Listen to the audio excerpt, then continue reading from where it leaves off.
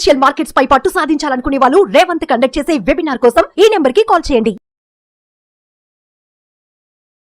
నమస్తే, welcome to Suman TV. నేను మీ చక్రధర్. ఇవాళ మన ఛానల్లో వచ్చింది పిఎంఎస్ గురించి చెప్పుకుందామండి. ఇవాళ ఎపిసోడ్లో పిఎంఎస్ మనకు తెలుసు, పోర్ట్ఫోలియో మేనేజ్మెంట్ సర్వీసెస్ అని. ఇది కూడా ఒక సెబీ గైడ్లైన్స్ ద్వారానే నడుస్తుంది, రెగ్యులేటరీ.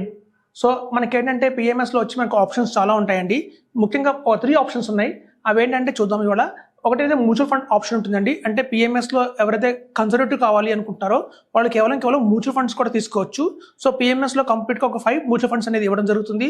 అందులో కూడా మీకు వచ్చి ఒక లార్జ్ అండ్ మిడ్ క్యాప్, ఒక స్మాల్ క్యాప్, ఒక మిడ్ క్యాప్, ఒక ఫ్లెక్సీ క్యాప్, ఒక కాంట్రా ఫండ్, అట్లా ఒక మంచి పోర్ట్ఫోలియో డిజైన్ చేసిస్తారు. సో అది మనకి మ్యూచువల్ ఫండ్లో పిఎంఎస్ ఆప్షన్లో మ్యూచువల్ ఫండ్. అలాగే మనకి పిఎంఎస్ వచ్చేసి ఒక 2 ఆప్షన్స్ ఉంటాయండి. ఇంకోటి మ్యూచువల్ ఫండ్స్ ప్లస్ స్టాక్స్ కూడా తీసుకోవచ్చు. అంటే 25 lakhs మ్యూచువల్ ఫండ్స్లో ఇన్వెస్ట్ చేయొచ్చు, అలాగే 25 lakhs మనం స్టాక్స్లో ఇన్వెస్ట్ చేయొచ్చు. ఈ కాంబినేషన్ వచ్చి కొంచెం మనకి మోడరేట్గా ఉంటుందండి. సో మోడరేట్లో రిస్క్ ఉంటుంది మనకి. మ్యూచువల్ ఫండ్స్ ప్లస్ స్టాక్ తీసుకోవచ్చు. అలాగే కేవలం స్టాక్స్ కావాలన్నా కూడా మనకి పిఎంఎస్లో అవైలబిలిటీలో ఉంది. చూడండి, ఒక 3 ఆప్షన్స్ బట్టి మనకి ఏంటంటే ఒక కన్సర్వేటివ్, ఒక మోడరేట్, ఒక అగ్రెసివ్, ఇట్లా కేటగిరీస్ తీసుకోవచ్చు మనం. సో మన రిస్క్ అప్డేట్ బట్టి మనం కనుక తీసుకోవచ్చు. సో అయితే ఇక్కడ చూద్దామంటే రిటర్న్స్ ఎలా వస్తాయి అని. మనం ఇక్కడ ఒక 15 years ఆరిజిన్ తీసుకున్నాం. చూడండి, ఒక 45 years ఉన్న మనిషి 60 years రిటైర్ అవుదాం అనుకుంటున్నారు. సో ఒక చిల్డ్రన్ ఎడ్యుకేషన్ కోసం కూడా ఒక 3 years ఉన్న బాబ్కి ఒక 18 years వచ్చే వరకు మంచి డబ్బులు కావాలి అన్నా కూడా మనకేంటంటే ఒక 15 years is the right time అండి. సో ఒక 15 years మనం ఎగ్జాంపుల్గా తీసుకున్నాం ఇక్కడ. అయితే చూడండి, మ్యూచువల్ ఫండ్స్లో మాకున్న ఎక్స్పీరియన్స్ ప్రకారం గత 20 సంవత్సరాలుగా యావరేజ్గా మనకి 15% అయితే ఎక్స్పెక్ట్ చేయొచ్చండి.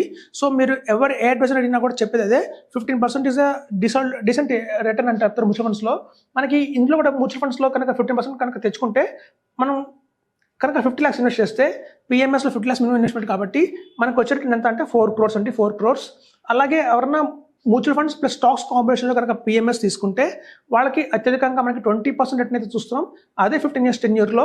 సో 20% రిటర్న్ కనుక మనం వచ్చింది అంటే మాత్రం పెట్టిన 50 lakhs దగ్గర 7.70 crore అయిందండి. అంటే 7,70,00,000 దాకా వచ్చింది మనకి ఇక్కడ.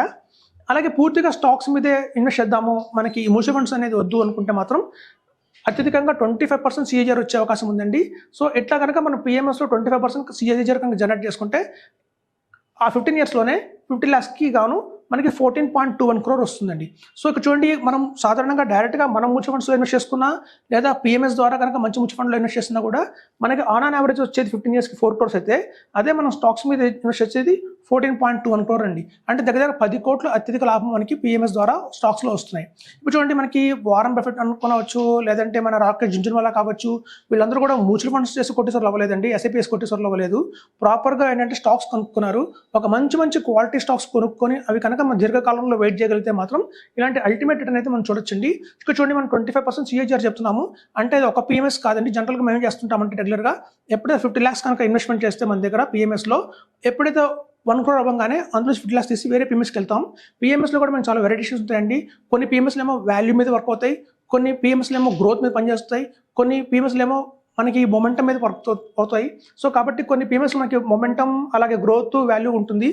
చెప్పుకోవడానికి పిఎంఎస్ఏ, కానీ అందులో వేరియేషన్స్ చాలా ఉన్నాయండి. సో కాబట్టి మేమేం చేస్తామంటే జనరల్గా 50 lakhs ఒక మొమెంటం పిఎంఎస్లో ఇన్వెస్ట్మెంట్ చేసిన తర్వాత అందులో ఎప్పుడైతే 1 crore వస్తుందో అందులో 50 lakhs తీసి మళ్ళీ ఆ రోజు ఒక వాల్యూ పిఎంఎస్ కావచ్చు, గ్రోత్ పిఎంఎస్ కావచ్చు, అందులో ఇన్వెస్ట్ చేయిస్తాము. అలా మొత్తం 2 crores అవ్వగానే మళ్ళీ అందులోంచి ఒక 50 lakhs తీసి ఇంకో పిఎంఎస్లోకి ఇన్వెస్ట్ చేయిస్తాం. అలా దగ్గర మా ఇన్వెస్టర్స్ దగ్గర 4 PMS 5 PMS చేసిన వాళ్ళు ఉన్నారు.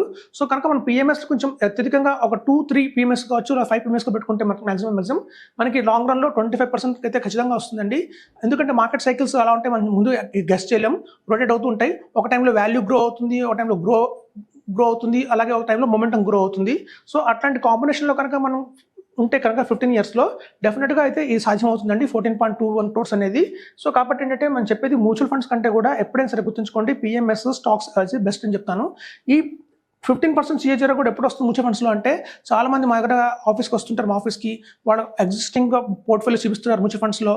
అందులో చూస్తే మీకు చాలా ఫండ్స్ ఉంటాయి. దగ్గర మోర్ దాన్ 12, 15, 20 ఒక ఇన్వెస్టర్ దగ్గర 30 మ్యూచువల్ ఫండ్స్ ఉన్నాయి. సో అట్లాంటి అలా అన్ని ఇన్వెస్ట్ చేస్తే కనుక లాంగ్ రన్లో మనకి 15 కాదండి, మనకి కేవలం 12%, 18% వచ్చే అవకాశం ఉంది. ఇంత కూడా రాదు, చాలా తక్కువ రిటర్న్ వస్తుంది. చాలామంది అనుకుంటారు సార్ మాకు చూసినాం గతంలో క్వాంట్ స్మాల్ క్యాప్ కానివ్వండి, అలాగే పెరాక్ కానివ్వండి, అవన్నీ ఫ్లెక్సీ క్యాప్ కానివ్వండి, అవన్నీ 60% రిటర్న్ ఇచ్చాయి కదా అంటారు. సో కానీ మనం ఎప్పుడు ధైర్యం చేసి క్వాంట్ స్మాల్ క్యాప్లో 50 లక్షలు పెట్టమండి. అది చాలామంది చేసే ఒక నిప్పాన్ ఇండియా గ్రోత్ ఫండ్ కానివ్వండి, కొన్ని ఫండ్స్ ఉంటాయి మోర్ దాన్ 15% కూడా డిబీట్ చేసే ఉంటాయి. కానీ అట్లాంటి వాటిలో మనం లంసంగా ఇన్వెస్ట్ చేయం. ఎందుకంటే మనకు ఒక అనుమానంగా ఉంటుంది అది ముందుకు వెళ్తుందో లేదో అని చెప్పి. సో కాబట్టి ఏంటంటేనండి మనకి 15% కనుక కూడా మన మ్యూచువల్ ఫండ్స్లో ఎక్కువ ఎక్స్పెక్ట్ చేయడానికి లేదు. మన అడ్వైజర్ అన్నా అదే చెప్తారు. సో కనుక మనం ఇక్కడ కాంబినేషన్లో కనుక మ్యూచువల్ ఫండ్స్ ప్లస్ స్టాక్స్ తీసుకుంటే ఇది కొంచెం కన్జర్వేటివ్గా మోడరేట్గా ఉంటుందండి. 20% వచ్చినా కూడా మనకి 7.70 crore వస్తుంది. సో మా రికమెండేషన్ అయితే అల్టిమేట్గా దీనికి వెళ్ళమని చెప్తాము. ఎందుకంటే స్టాక్స్ ఎప్పుడైతే ఉంటుందో PMSలో ఆ స్టాక్స్ కూడా 1-2 ఉండవండి, దగ్గర 40 స్టాక్స్లో ఇన్వెస్ట్ చేస్తారు. ఎప్పుడైతే చూసుకోండి 40 స్టాక్స్లో ఇన్వెస్ట్మెంట్ చేశారంటే అందులో లార్జ్ క్యాప్ ఉంటాయి, మల్టీ క్యాప్, మిడ్ క్యాప్ ఉంటాయి, అలాగే స్మాల్ క్యాప్ స్టాక్స్ ఉంటాయి. అందులో కూడా బ్యాంకింగ్ కవర్ అవుతుంది, ఫార్మా కవర్ అవుతుంది, ఆటో, FMGC అలా అన్నీ కవర్ చేస్తూ వచ్చేదే పోర్ట్ఫోలియో, బ్యూటిఫుల్ పోర్ట్ఫోలియో ఉంటుందండి ఇందులో స్టాక్స్లో. కాబట్టి మీరు కనుక అత్యధికంగా ఒక 15 yearsలోనే మనకి దగ్గర 15 CR తెచ్చుకోవాలి అంటే మాత్రం అది highly possible both with PMS stocks వల్ల వస్తుంది తప్ప మ్యూచువల్ ఫండ్స్ వల్ల ఎట్టి పరిస్థితుల్లో కాదండి. మ్యూచువల్ ఫండ్స్లో మనకి అంత కెపాబుల్ ఉండదు. ఎందుకంటే లాంగ్ రన్లో చూస్తాం, మేము చాలా గమనించాము. ఎప్పుడైతే కన్సాలిడేటెడ్ పోర్ట్ఫోలియోస్ ఉంటాయో అవే మంచి రిటర్న్స్ ఇస్తున్నాయి. ఈ లాంగ్ రన్లో మీకు 15% కంటే రాదంటే మన 4 crore వస్తుంది. చూడండి మనకి ఎంత డిఫరెన్స్ ఉందో, హ్యూజ్ డిఫరెన్స్ చాలా అయితే ఉంది.